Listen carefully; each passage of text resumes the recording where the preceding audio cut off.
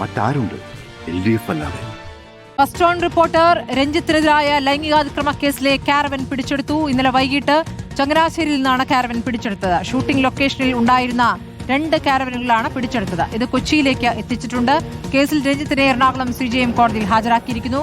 രഞ്ജിത്തിന് ജാമ്യാപേക്ഷയും police custody അപേക്ഷയും കോടതി പരിഗണിക്കുകയാണ്. SS Sharan വിവരങ്ങളുമായി. ശരൺ, ഇപ്പോൾ രഞ്ജിത്തുമായി ബന്ധപ്പെട്ട് രഞ്ജിത്തിന്റെ ലൈംഗികാതിക്രമ കേസിലെ ഏറ്റവും പ്രധാനപ്പെട്ട തെളിവാണ് കാരവൻ. അവിടെ വെച്ചാണ് തനിക്ക് ലൈംഗികാതിക്രമം നേരിടേണ്ടി വന്നതെന്നാണ് യുവതിയുടെ പരാതിയുള്ളത്. അപ്പോൾ ആ കാരവൻ പിടിച്ചെടുത്തിരിക്കുന്നു. അതൊരു പ്രധാനപ്പെട്ട തെളിവാവുകയല്ലേ? എന്താണ് അന്വേഷണ സംഘത്തിൽ നിന്ന് ലഭിക്കുന്ന വിവരം ശരൺ? സ്മൃതി, ഈ കേസുമായി ബന്ധപ്പെട്ട് വളരെ പ്രധാനപ്പെട്ട തെളിവാണ് ഇപ്പോൾ പോലീസിന് ലഭിച്ചിരിക്കുന്നത്.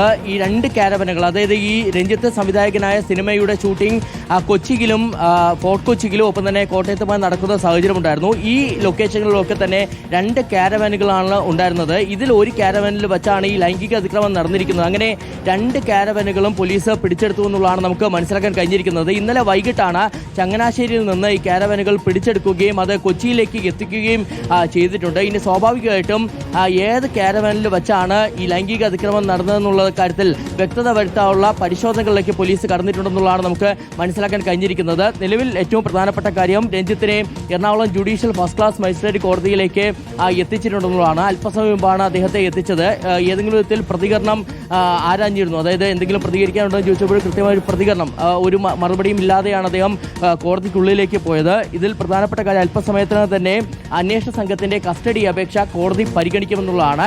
കഴിഞ്ഞ ദിവസം അന്വേഷണ സംഘം ഈ കസ്റ്റഡി അപേക്ഷ സമർപ്പിച്ചിരുന്നു. അതിന് പിന്നാലെ കോടതിയിൽ നേരിട്ട് ഹാജരാക്കണമെന്നുള്ള നിർദ്ദേശം, രഞ്ജിത്തിനെ കോടതിയിൽ നേരിട്ട് ഹാജരാക്കാനുള്ള നിർദ്ദേശമാണ് കോടതിയുടെ ഭാഗത്തു നിന്നുണ്ടായിരുന്നത്. അങ്ങനെ രഞ്ജിത്തിനെ ഹാജരാക്കിയിട്ടുണ്ട്. ഇനി സ്വാഭാവികമായിട്ടും കസ്റ്റഡി അപേക്ഷ പരിഗണിക്കുക എന്നുള്ളതാണ്. അതായത് 3 ദിവസത്തേക്ക് കസ്റ്റഡിയിൽ വേണമെന്നുള്ള ആവശ്യമാണ് അന്വേഷണ സംഘം മുന്നോട്ട് വച്ചിരിക്കുന്നത്. ഒന്ന്, ഈ കാരവൻ, ലൈംഗിക അതിക്രമം നടന്ന കാരവനിലെത്തിച്ച് വിശദമായി തന്നെ തെളിവെടുക്കേണ്ടതുണ്ട്. ഇതിന് പുറമെ തന്നെ കൂടുതൽ ചോദ്യം ചെയ്യൽ അനിവാര്യമാണെന്നുള്ള നിലപാടിൽ കൂടിയാണ് അന്വേഷണ സംഘം ഉള്ളത്. അതുകൊണ്ടാണ് 3 ദിവസത്തേക്ക് കസ്റ്റഡിയിൽ ആവശ്യപ്പെട്ടിരിക്കുന്നത്. കോടതി എത്ര ദിവസത്തേക്ക് കസ്റ്റഡിയിൽ വിടുമെന്നുള്ളത് വളരെ പ്രധാനപ്പെട്ട കാര്യമാണ്. ഇന്ന് ശനിയാഴ്ചയാണ്, നാളെ ഞായർ. അങ്ങനെ ഈ 2 ദിവസമായിരിക്കും, അല്ലെങ്കിൽ ഈ പോലീസ് ചോദിച്ചത് പ്രകാരം 3 ദിവസവും കസ്റ്റഡിയിൽ വിട്ടു നൽകുമോ എന്നുള്ളതൊക്കെ തന്നെ നമുക്ക് അല്പസമയത്തിനകം വ്യക്തത വരുത്താൻ കഴിയും. എന്തായാലും കേസ് എടുത്തിരിക്കുന്നു, കേസ് കോടതി പരിഗണിക്കുന്നു എന്നുള്ളതാണ് ഏറ്റവും ഒടുവിലായി നമുക്ക് മനസ്സിലാക്കാൻ കഴിഞ്ഞിരിക്കുന്നത്. നമുക്കറിയാം, രഞ്ജിത്തിനെതിരെ ലൈംഗിക അതിക്രമ പരാതി ഉന്നയിക്കുന്നത് യുവ നടിയാണ്. ജനുവരി 30-ന് ഫോർട്ട് കൊച്ചിയിലെ ഷൂട്ടിംഗ് ലൊക്കേഷൻ, അവിടുത്തെ ഒരു കാരവനിൽ വെച്ച് ലൈംഗിക അതിക്രമം കാട്ടി. അതായത് ഇപ്പോൾ ചെയ്യുന്ന റോളിനേക്കാൾ നല്ലൊരു റോള് നൽകാമെന്ന് പറഞ്ഞ് കാരവനിലേക്ക് വിളിച്ചു വരുത്തുന്നു. അതിനുശേഷം ലൈംഗിക അതിക്രമം കാട്ടി. അങ്ങനെ യുവ നടി കരഞ്ഞുകൊണ്ട് ഈ കാരവാനിൽ നിന്ന് ഇറങ്ങി ഓടുകയും സഹപ്രവർത്തകരോട് പറയുകയെല്ലാം ചെയ്തതൊക്കെ നമ്മൾ നേരത്തെ റിപ്പോർട്ട് ചെയ്തിരുന്നതാണ്. എന്തായാലും അതിന് പിന്നാലെയാണ് ഈ കസ്റ്റഡി അപേക്ഷ, അതായത് ഈ കേസ് യുവനടി DGPക്ക് പരാതി നൽകുന്നു. DGP അത് കൊച്ചി സിറ്റി പോലീസ് കമ്മീഷണർക്ക് കൈമാറുകയും അതിന്റെ അടിസ്ഥാനത്തിൽ വനിതാ പോലീസ് സ്റ്റേഷനിൽ, കൊച്ചി വനിതാ പോലീസ് സ്റ്റേഷനിൽ കേസ് രജിസ്റ്റർ ചെയ്തിരുന്നത്. ഇതിൽ BNS 74, 75, 79 ഇതിന് പുറമെ 127 വകുപ്പുകളാണ് രഞ്ജിത്തിനെതിരെ ചുമത്തുകയും ചെയ്തിരുന്നത്. ഒപ്പം തന്നെ വേഗത്തിൽ രഞ്ജിത്തിന്റെ അറസ്റ്റിലേക്ക് നീങ്ങുകയും ചെയ്തിരുന്നതാണ്. ഇതിൽ പ്രധാനമായും കസ്റ്റഡി അപേക്ഷയ്ക്കൊപ്പം തന്നെ രഞ്ജിത്തിന്റെ ജാമ്യാപേക്ഷയും ഇന്ന് കോടതി പരിഗണിക്കുമെന്നുള്ളത് മറ്റൊരു പ്രധാനപ്പെട്ട കാര്യമാണ്. അതായത് കഴിഞ്ഞ ദിവസം രഞ്ജിത്തിനെ റിമാൻഡ് ചെയ്തതിന് പിന്നാലെ, 14 ദിവസത്തേക്ക് മജിസ്ട്രേറ്റ് റിമാൻഡ് ചെയ്തതിന് പിന്നാലെ തന്നെ ജാമ്യാപേക്ഷയ്ക്കും പ്രതിഭാഗം കോടതിയിൽ സമർപ്പിച്ചിരുന്നതാണ്. ആ ജാമ്യാപേക്ഷയിൽ പ്രധാനമായും രഞ്ജിത്ത് മുന്നോട്ട് വയ്ക്കുന്ന വാദം ഇതൊരു വ്യാജ പരാതിയാണെന്നുള്ളതാണ്. യുവനടി തനിക്കെതിരെ ഉന്നയിച്ചിരിക്കുന്നത് വ്യാജ പരാതിയാണ്, തനിക്ക് നിരവധി ശത്രുക്കളുണ്ട്, അങ്ങനെ ഗൂഢാലോചനയുടെ ഭാഗമായിട്ടാണ് ഈ പരാതി വന്നതെന്നുള്ളതാണ്. ഒപ്പം തന്നെ തനിക്ക് ആരോഗ്യ പ്രശ്നങ്ങളുണ്ട് എന്നടക്കമുള്ള വാദമാണ് രഞ്ജിത്ത് ജാമ്യാപേക്ഷയിൽ മുന്നോട്ട് വയ്ക്കുകയും ചെയ്യുന്നത്. ഈ ജാമ്യാപേക്ഷ ഉടൻ ഇന്ന് തന്നെ കോടതി പരിഗണിക്കുമെന്നുള്ള കാര്യത്തിലാണ് നമുക്ക് വ്യക്തത വരാനുള്ളത്. എന്തായാലും ആദ്യം അന്വേഷണ സംഘത്തിന്റെ കസ്റ്റഡി അപേക്ഷ കോടതി പരിഗണിക്കും. അതിൽ എന്ത് തീരുമാനം എടുക്കുമെന്നുള്ളതാണ് ഇനി നമ്മൾ ഉറ്റുനോക്കുന്നത്. ഇതിൽ പ്രധാനപ്പെട്ട കാര്യം, ഇപ്പോൾ കോടതികൾ നടപടിക്രമങ്ങൾ ആരംഭിച്ചിട്ടുണ്ട്.